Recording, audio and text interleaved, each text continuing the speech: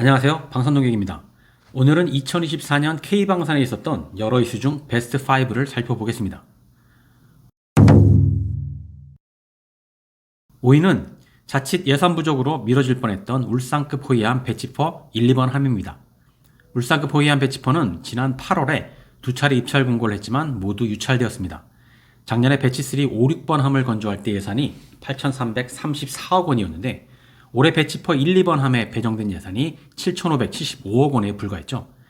작년에 비해 사업 예산이 750억 원 정도가 줄었고 이 금액으로는 사업 수주를 해봤자 적자라서 국내 조선소 단 한 곳도 응찰하지 않았기 때문이죠.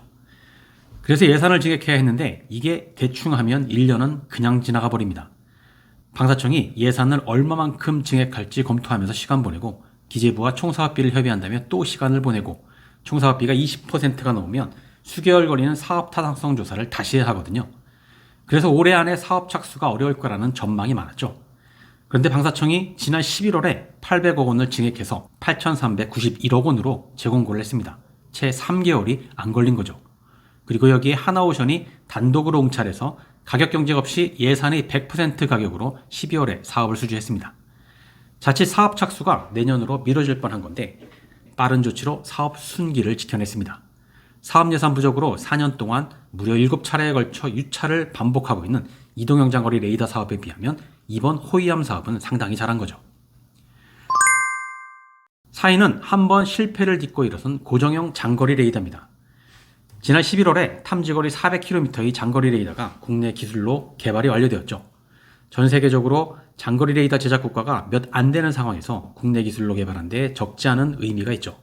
하지만 여기까지 오는 과정이 그렇게 쉽지가 않았습니다. 원래 장거리 레이더는 2011년부터 개발을 시작했었는데 2014년 시험평가에서 결함이 반복적으로 발생하고 감사원의 감사 결과 시험 성적서를 조작했다는 의혹과 맞물려 2017년에 방사청은 사업을 중단했었습니다.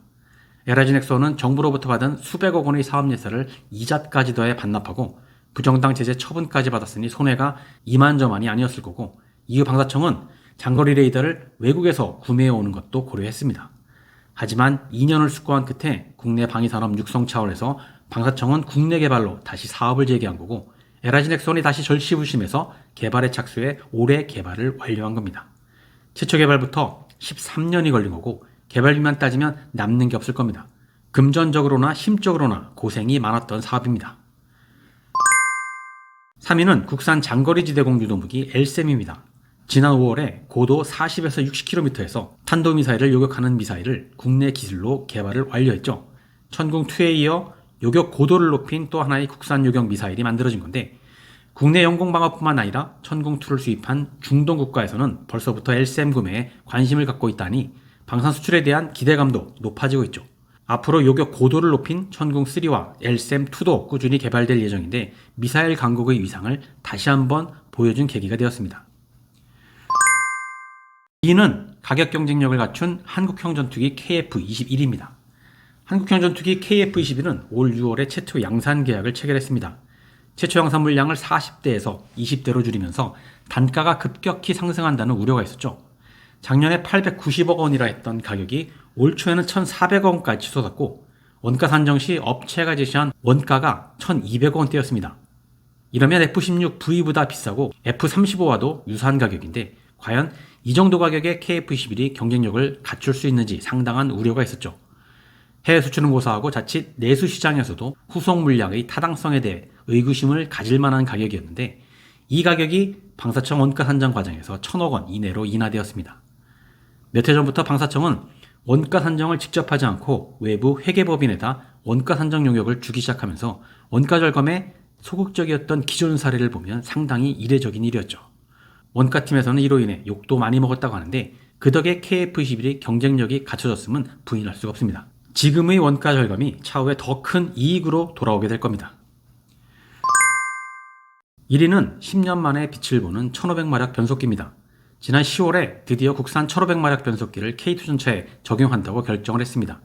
10년이 넘도록 내구도 성능 부족, 내구도 시험 기준의 오류, 외국산과의 역차별, 방사청과 업체 간의 감정 싸움 등으로 논란에 논란을 거듭해온 국산 변속기였는데 올해 실시한 내구도 시험에서도 불과 400km를 남겨둔 9200km에서 변속기가 고장이 났습니다.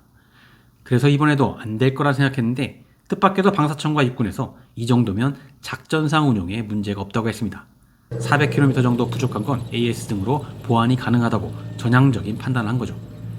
예전 같았으면 무지와 보신주의를 내세워 1m만 모자라도 칼같이 불합격 판정 때렸을 방사청이 이번엔 작전 운영 성능과 품질 문제를 정확히 구분하고 책임감을 갖고 방산 육성에 맞는 제대로 된 결정을 한 게 상당히 고무적입니다. 앞으로도 K방산을 이끌어가는 방사청이 이런 모습을 많이 보여줬으면 좋겠습니다. 오늘은 여기까지입니다. 2025년에도 복 많이 받으시길 기원드립니다. 감사합니다.